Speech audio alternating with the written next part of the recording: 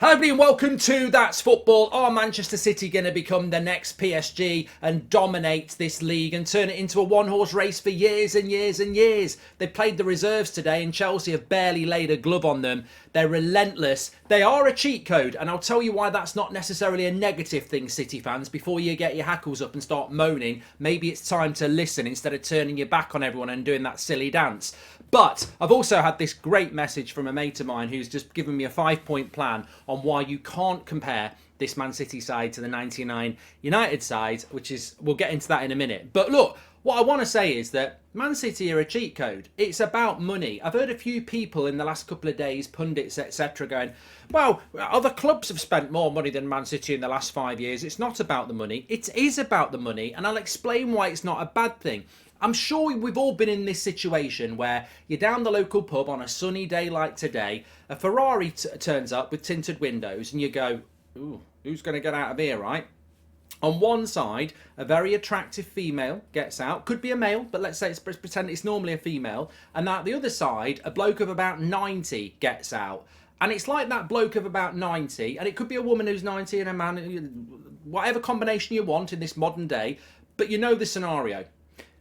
Very, very attractive person and young person gets out one side. Very old person gets out the other side. It's like them getting out and announcing to the pub, they're not with me because of the money. They're not with me because of the money. It's because I'm just a really, really great person. Yeah, as he gets out of his Ferrari with 100% with you for the money, and everybody knows that. And it's not a bad thing because ultimately you're living the dream, and that's what Man City are doing. They have probably spent less money than Manchester United and any other and a few other clubs in the last few years.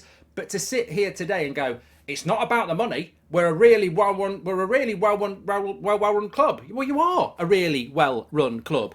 But your infrastructure, your youth setup, your recruitment, your director of football, everything that you've done fantastically well, they didn't just walk in from the Channel Tunnel and go, can you tell me the way to Manchester? Oh, I'd like to help this club that's got no real history and was going nowhere. My dream job has always been Man City. I was in the Sean Goater fan club and I'm the best director of football in the world and I've always wanted to come and work for Man City.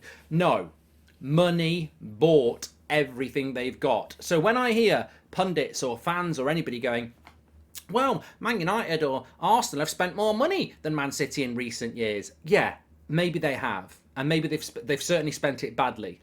But everything Manchester City has done has been on money. It's all about money. They've got the cheat code, and everybody else wants it. Why are they so defensive about that? Manchester United could be bought by Qatar. West Ham could be bought by billionaires. Newcastle have been bought by billionaires. Do you think anybody's going to sit there in 3 or 4 years' time when Newcastle win the league and go, no, it wasn't because of money. If you look back, we were in a relegation fight. Eddie Howe came in, and it's all because of Eddie Howe. It's got nothing to do with the limitless money we've got. It's about the money. Why can't you just... I don't know why they can't acknowledge it. They're so defensive about it. Deal with it. It's about the money, and you've spent it really well. I can't understand why. I was on TalkSport last night. They're ringing up, going, it's not about the money. It is about the money. I'm listening to Sky this afternoon, and they've got the ex-player brigade because they're at the Etihad, and it's all got to be pro-Man City, and they're all going, well, in fairness, people say it's about the money, but it's not about the money, is it, Gary? Because, Man United have spent more, and, it's not about the money. All right, let's take it back to the 2008, 2009. Where did the money come from for the infrastructure and the youth setup? Because Man City didn't have a great youth setup. They didn't have a great infrastructure. They didn't have, brilliant recruitment. They didn't have the best managers. It's all been paid for because of money. Football's about money. Everything's about money. And Man City are at the forefront of that. I want Manchester United to be bought by super wealthy owners. I'm sure Arsenal fans feel the same. Maybe Liverpool fans feel the same. I guarantee Spurs fans do, and a lot of other people do. And if it did happen to my club, I wouldn't sit there and go, it's not because of money. It's not because of money. I'll look at it and go, it's 100% because of money, because look at the bloody Glazers and look at how crap we were for a decade. I would embrace it. I would embrace it. But I think Man City fans, in fairness, because they've had it levelled at them for so long, they can...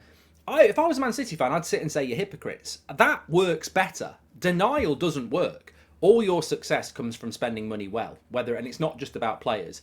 But I would be calling everyone else a hypocrite and saying, well, everyone had a pop at us for doing it and now everyone else wants to do it. That's your win.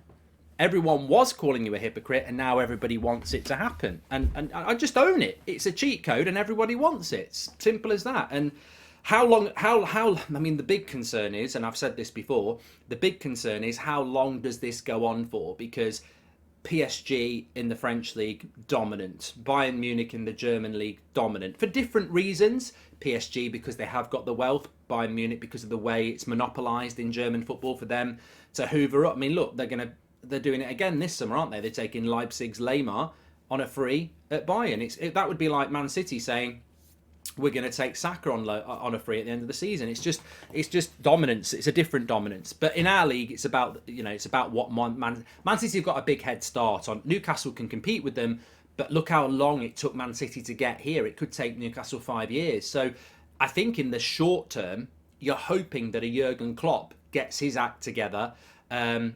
I mean, maybe Ten Hag gets another 250 million. Maybe Arteta gets 200 million. You're hoping, I mean, maybe Chelsea sort their manager out. But it's not impossible for somebody to fight with City. But it almost is because they just know what they're doing. And so does Pep and so does everyone within that club. It's just perfection from top to bottom, which could obviously accumulate with a treble, which we'll talk about in a minute. But I'm talking about the Premier League for not just for next season, the year after. I'm terrible at predictions. Look at my Premier League predictions over the last few years. I'm rubbish. I'm absolutely rubbish. And it shows you how easy it is for Man City when I predict Man City will win the league and Erling Haaland will win the Golden Boot at the start of the season. It was an open goal, and I predicted that at the start of the season. They are dominant. It's easy for them, and they're the only team in the league that could probably win 20, 30 games in a row. In fact, if Pep does win the treble, surely next season he's got to go, if it's important to him, and it's very important to Arsenal fans, I wonder whether he'd fancy the Invincibles record. I mean, I'd rather win trophies, but the Invincibles thing, maybe they're good enough to do that. I don't know. But look, on the treble thing, I've just got to bring this. Get your comments in below.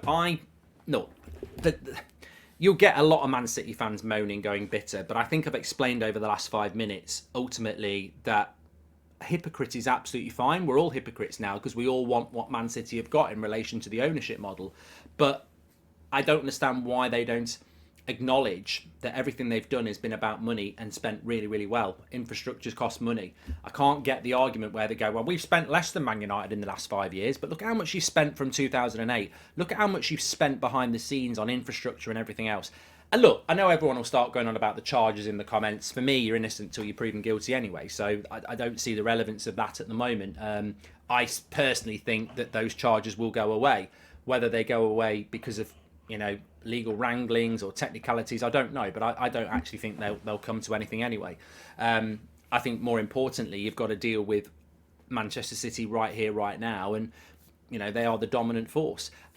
Anyway, I did promise you to talk about the treble. So look, this is brilliant. This is really good. So a mate of mine sent me this 5-point list. They said, I was listening to you on TalkSport last night about the argument about how can anybody compare the Man United side in 99 with the current Man City side if it wins the treble, considering it was 24 years ago.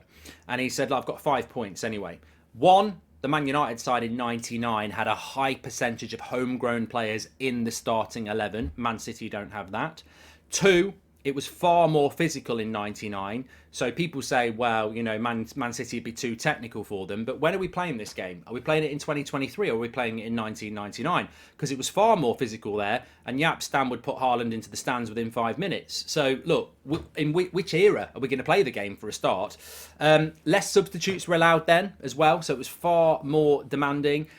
This was my favourite point. Winning the Champions League in 99 meant beating every winner of every other league, not just the top 4. Now, some people think that makes the Champions League harder. I don't know. I think it dilutes it as well. And obviously, Manchester United didn't have the amount of cash that Man City have been spent, which is a good point as well. My favourite point is this, and I tweeted it earlier. You get all these Man City fans who are suddenly knowledgeable about Man United in 1999. I guarantee you, if you said who's Nicky Weaver, Richard Jobson, Michael Brown, they'd say, were they in Boyzone? Yeah, they were playing for you in 99. I guarantee you don't know. Some Man City fans will, the originals, but I bet a lot of this modern lot wouldn't have a bloody clue. I don't. I'm biased. I'm always going to go for United, but the argument is completely flawed. One, they've got to do a treble, and two, it's like comparing Maradona with Messi. Oh, Messi's better.